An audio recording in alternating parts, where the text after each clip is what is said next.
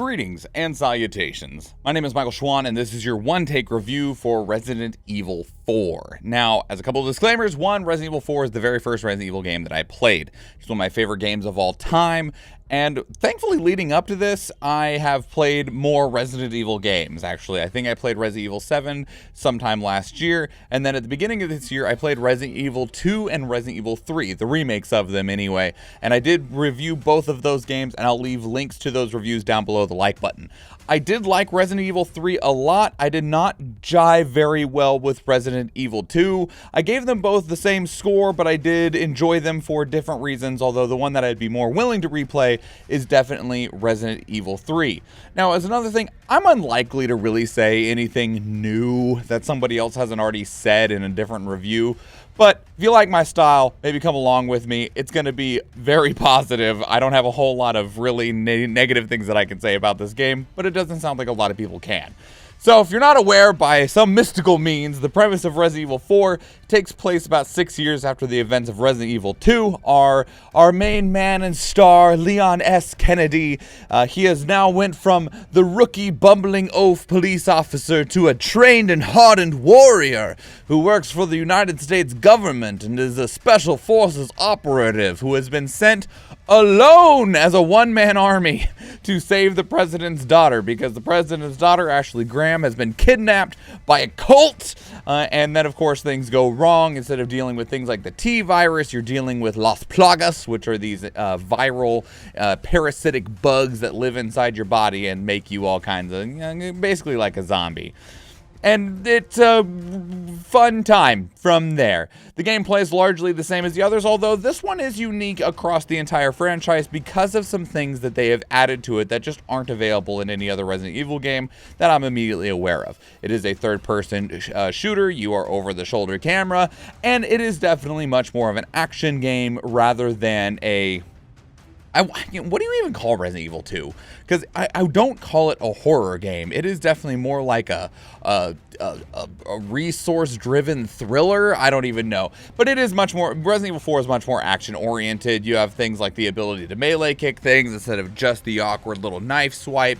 And you also have basically infinite ammo in Resident Evil 4. It doesn't always feel that way, but the way that Resident Evil 4 functions is that as you kill enemies, you should get ammo for the guns that you are missing ammo for, relatively speaking. So if you've been using your pistol a lot, as you kill enemies, they should start to drop pistol ammo. Now, the remake improves all aspects of the original game, in my opinion, and that's where the combat and the really gameplay evolves from the original to this one. They've added a stealth mechanic in. Leon's able to like crouch down and sneak around, and in doing so, he also gets access to stealth takedown kills, which are not something that we had previously. We also got the like comical parry system, where as long as you time it right, you can basically parry anything in the game with Leon's knife, which is wild and crazy. You're able to freaking parry chainsaws and people shooting crossbows at you and scythes and all kinds of stuff, and Leon's just like, nope, I'm a god, I'm a badass.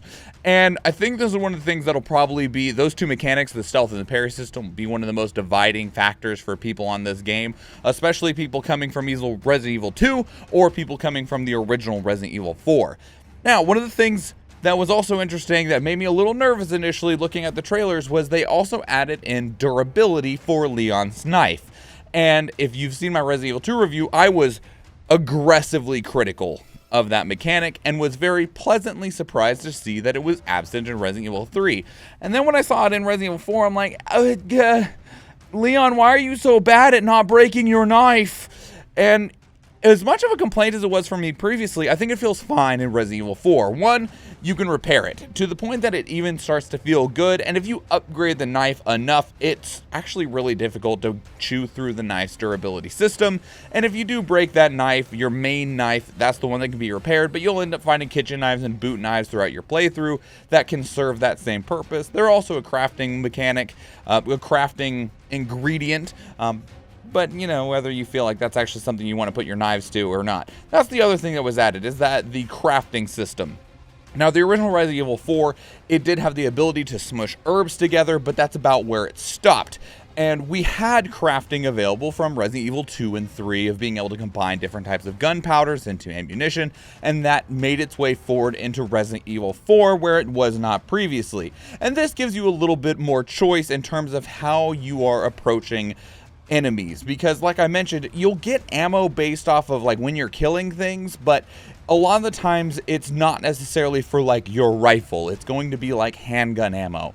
And so if you want to have more rifle ammo, you now have the resources to choose to invest yourself in more rifle ammo. And I think that that's a really good change because it allows you to really adapt your playstyle the way that you want. Another thing from the original game to the current one is, of course, Ashley. Ashley, always known as the Leon help person that doesn't know how to climb down a ladder in the original game. She is a burdensome, just annoyance of an escort quest throughout the original game. And thankfully, that is not the case here. Ashley Graham proves to be significantly more capable of a character. You don't have to feel like you're babysitting her all the time. Instead of it just feeling silly, you're like, man, that's my fault. You always feel in control of the situation until that control has been wrestled away from you. And it's not because Ashley was a dumb shit. It was because there's enemies that you didn't know approach from a direction or something like that, and they're able to actually get their hands on Ashley. But otherwise, you don't have to worry about her as much. She's actually, even to some points, enjoyable to have around.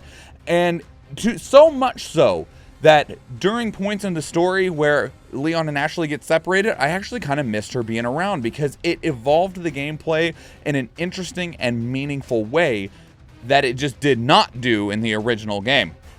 Also, there is one segment in both the original and the remake where you play as Ashley because you are separated, and Ashley is trying to get away essentially and find their way back to Leon. And in the original game, this is a kind of throwaway nothing section of the game. You're like, yeah, whatever, we're playing as Ashley, we're gonna do this and then we're gonna move on with ourselves, right?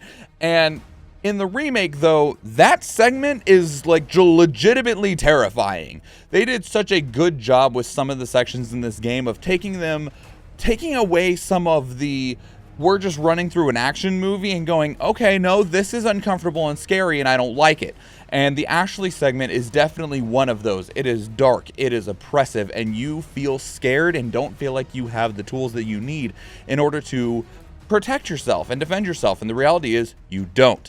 But throughout this, Ashley felt more like a partner than she ever did in the original game. She felt like an extension of the gameplay rather than this burden that is tagged onto you throughout the original experience. One last piece of gameplay, and it's just a small touch, and that's Luis. Luis, I'll say I absolutely love Luis, and we'll talk about him more when we get to the dialogue and story section. But in the original game, Luis is such a throwaway, right? You get to have the one moment with him when you're defending the house, and that moment does still exist in the remake, but you get so much more time with Luis, which gives his character a lot more time to shine. But also, it just evolves certain encounters in a way that I didn't think about, and it's really enjoyable to have him along, and it really gives you this like brothers in arms scenario where you just got these two goofy idiots trying to survive and save a girl. And it's a dynamic that was absent in the original game and is very, very pleasant in the remake. The visuals of Resident Evil 4 and the RE engine in general do not disappoint. They are absolutely stunning. Capcom's RE engine, I swear this thing is like friggin' black magic sometimes. Just dark arts shit. I don't know how it looks this good. I don't know how it runs this good. It's impressive stuff. One thing though is that after playing Resident Evil 2, 3, and 4, the remakes of them, I feel like Jill Valentine from Resident Evil 3 still has the best model. There was some just things about like some, especially like Leon's facial textures at times that made him look almost rubbery, and maybe it was like some of my graphic settings or something like that, but his face looked like it was having to stretch on his model in an uncomfortable way, whereas Jill's face was just always really immaculate to look at. And I don't mean that she's just pretty, I mean like the model was really well done, her hair looked good, it felt like a natural, realistic person, where Leon sometimes, depending on the angle and the environment that you're in, he looks strange. He can look like a completely different person depending on what section of the game you're seeing him in. And that's just odd to me, and it very much stood out. Ashley definitely seems to take a little bit more from like Jill's design in terms of like the softer features, but there's also just something just a little bit off about her model design as well, to the point where instead of just being really good and really enjoyable to look at, we just kind of are like cusping the edge of dipping to a low point where we're like grazing that uncanny valley in a way that I don't enjoy for both Leon and Ashley. And I don't feel like this existed for some of the other characters, primarily like Luis and Ada. Both of their models were very exceptional, and I'm not sure what the difference was. Now, that said, I feel like everything else in Resident Evil 4 is superior. The environments are incredible. It looks fantastic. And one thing that is new in Resident Evil 4 is the hair strands technology. There's multiple different ways that video game developers try to render hair. Hair is difficult to render because it's just a bunch of individual pieces, and that can be very burdensome. So a lot of the times hair is a kind of like a volumetric thing, or it's like layers that have a lot of transparencies. So a layer of hair will just be a piece of paper essentially with a texture on it, and part of that texture is invisible with a transparency to make it look like hair, but realistically you're just laying a bunch of pieces of paper on top of each other. The hair strands, I'm not exactly sure how it works, but it looks fantastic, and it really helps shore up one of the problems that exists with immersive model design within video games.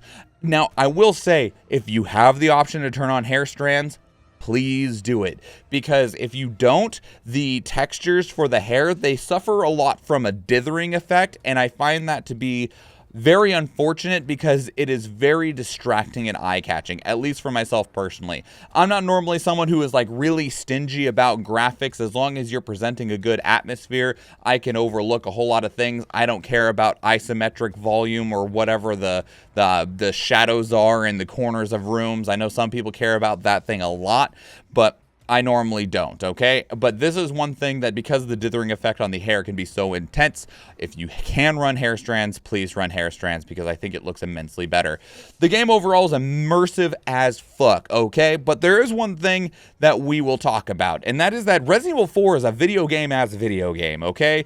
There is so much gamey game in this, between like you shoot the birds and they drop money and bullets, and you break open boxes to get loot, and all of this stuff that is a very video game mechanic. And I will say that while I would not want them to change that, it never really stops feeling like you're playing a video game because it is so gamey.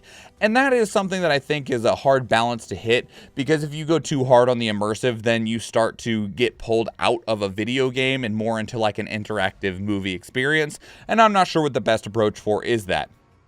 The other thing that I'll touch on is one of the dramas surrounding this game, and that is the yellow paint on the boxes. All of the boxes and barrels and interactables in this game have been slathered all over the place with yellow paint, and I know that that's just something that a lot of people feel very strongly about, of that it takes them out of the experience, and I can absolutely understand that. I also don't think it's nearly as necessary as the devs communicated it, because they said, you know, with these really high-end designs and stuff like that, if we don't paint them yellow, players might miss them. And like, I understand that, but at the same time, like, I feel like a lot of players just try and break everything anyway. And I will say a lot of the destructibles that you can find loot in within Resident Evil 4, they are quite obvious, even if you did not have the yellow paint on them. But on the same stretch, I know that it is not uncommon for people to overlook stuff. I'm really good at overlooking stuff all the damn time. And so with that, it's kind of up in the air of like, what is the best approach? I've seen some mods where they change the bright yellow paint to like a bluish kind of like algae color, and I thought that was pretty good. Some have turned it to black, where it's kind of like a tar. That's pretty good. Some have painted the cultic symbol on them. I like that idea too. I think there's a lot of options that are available for how to approach this problem rather than just painting everything yellow. And I think that if you have the ability to give people the option to choose, whether it's turn it yellow, I know there was another one that made it all red, so it would be like blood, you know. I think that's all good ideas. Give people that choice. Yellow, red, black, algae blue, a symbol, remove it entirely. Just let, if it is able to be done easily in terms of like giving us a hue wheel or something like that, give us that ability so that we can cater the experience to our needs, because there might be people that would need the assistance, but yellow is the wrong color for them. And so I think the best thing to do is to actually just give people the option of what they want for their own experience. For the audio, dialogue, and story of this game, there's not a whole lot of music. Resident Evil games in general don't. A lot of the music normally ends up being mostly atmospheric, and it does not change here. But that said, they do put in a lot of effort everywhere else, into the sounds of the enemies, into the sounds of the environment, the gross squishy bits and gross cut and bullet noises as stuff goes through stuff. It's there, and they did a great job in the fact that a lot of it is very, very disgusting. The sound effects and environmental sounds, absolutely top notch. I loved them a lot. Now, let's talk about the voice work, okay? Because the voice work is something that has been talked about a lot, but one character in specific. But I'm going to talk about a couple other people first. One, Leon. Leon is absolutely fantastic. I know some people have been upset that he's not quite as cheesy as he was in the original game, and I don't know if we played the same game or not, because he was cheesy as hell in this game. And I honestly love this Leon way more than I did the Leon in Resident Evil 4, because he feels so much more tangible of a character. He has attitude. He is everything that I would want out of this one-man army that is being sent against all odds to rescue a single individual from an entire organized complex of essentially bioterrorists. Ashley went from being one of the greatest annoyances in the original game to one of my absolute favorite characters. In fact, all of the characters basically did that. Ashley, she's fantastic, okay? She feels so personable. She feels like an actual character. She's intelligent. She is not just a bother. They gave her, I don't even know what the right word is. They gave her a amount of depth that she was just completely lacking in the original game, to where this feels like somebody rather than it feels like a game mechanic that is being attached to you. Luis, much like Ashley, evolved, deeper character, extremely complex. He was not complex in the original. Then they gave him so much. They use Luis as a engine to drive this game in a way that he never did before. He's nuanced. He has an agenda and a plan that you get a kind of a glimpse into here and there, and only finally see what the overall plan was as you actually progress through the game. He provides meaning and depth to the story and the events. He gives reason for you to want to do things or need to do things in a way that you just kind of were wandering forward in the original game, and now you have different characters actually pushing you in those directions with reason and purpose, and it feels fantastic. Now let's talk about Ada, okay? Ada Wong. First question. Why are you hating? I don't understand, okay? I played through the whole game, and I did not have an issue with Ada's performance. I know some people have been sending some very unwelcome messages to the actress that portrays Ada Wong, and I don't agree with the statements. People saying that Ada sounded lazy or bored or checked out, and I didn't feel that way. I understand, like, what you were trying to get at, but I don't see Ada Wong as this, like, super sexy, sassy character, right? Like, Ada is just doing a job, right? Like, she is so professional in almost every way that she doesn't elicit much emotion because she doesn't want to and doesn't need to and doesn't care to do so. And I felt like she embodied her character very, very well within this game. That said, one thing I will comment on, and this is going to probably be a problem moving forward within the gaming landscape as we continue to adapt to a more modern creation environment, is that it definitely sounds like Ada was in a much different place when doing their recording. And what I mean by that is that when you hear Leon and Ashley talking to each other, it is easy to believe that those two characters are in the same room, okay? They sound like they were recorded using the same microphone in the same space with the same post-processing, and you're like, yeah, I believe that those characters are standing in a castle talking to one another. And then when Ada talks, it doesn't sound like anything else like what anyone else was talking about. Whether it's missing like the echo of the castle or the same depths of the microphone, or the frequencies weren't being picked up or something, it sounds like the microphone or the recording setup that Ada was using was drastically different from everyone else, and it was noticeable to me. It's not a matter of the performance, it's a matter of the recording. And this could be because, I don't know, maybe Ada's voice actress was recording remotely with a completely different setup, and the voice team or the sound team did as much as they could to try to make the sound the same, like the voices sound the same, or they just failed, or maybe something was overlooked. I don't know. But performance, fine. Recording sounds different. Doesn't sound bad, but it sounds very drastically different. Overall, though, while I'm not going to talk about too many of the specifics, there were a lot of changes made between the original game and this one. And I think all of them are good changes. They are reasonable, they are understandable, and I think they actually provide a lot of improvement on this game over the original game, so much so to the point that I don't know if there's a reason for me to ever play the original game again. And let's talk about that a little bit as we come to a close, and that I feel like Resident Evil 4 did something that I don't think is possible very often, which is you manage to improve on perfection. Now, there are a lot of things that you can point out of like, oh man, that was rough in the original game, or this was clunky, and it's like, yeah, the game's from like 2006 or whatever. It was on the Nintendo GameCube first. It's not a perfect title, but it is one really incredible video game, and they managed to take that game and make it so much better. When I would have already been like, the original Resident Evil 4, oh yeah, 10 out of 10. And then I played the original Evil Remake, and I'm like, oh my god, this is better. This is so much better. And like, obviously, if you need a score, I'm going to give it at a 10 out of 10. I don't have any real legitimate complaints about this game. I love it so much. I love it so much that when we were playing through it on stream, I so badly wanted to play it off stream that instead of playing further, I started the game over multiple times on different difficulties with different challenges, like hardcore using only the pistol, because I just wanted to play the game that bad. Incredible game, incredible experience. I 100% recommend it. And in a landscape of games where they are 60 and 70 fucking dollars, when they're $70, you have to do some amazing things to justify that price tag. And I do believe that Resident Evil 4 Remake justifies its really bloated price tag between the amount of quality in the game, the quality of the gameplay, the features that you get the free Mercenaries DLC. It is worth its weight, and it shines very brightly amongst a sea of games that are fully priced and releasing to poor performance or just middling reviews. And it is a stellar example of what I hope to see more in gaming in 2023. But that is my one-take review of Resident Evil 4. I would love to hear from you. What are your thoughts? If you played the original and you're here in the remake now, how do those games compare for you? Are you as glowing as I am, or do you just feel like it lost its heart? It lost its soul?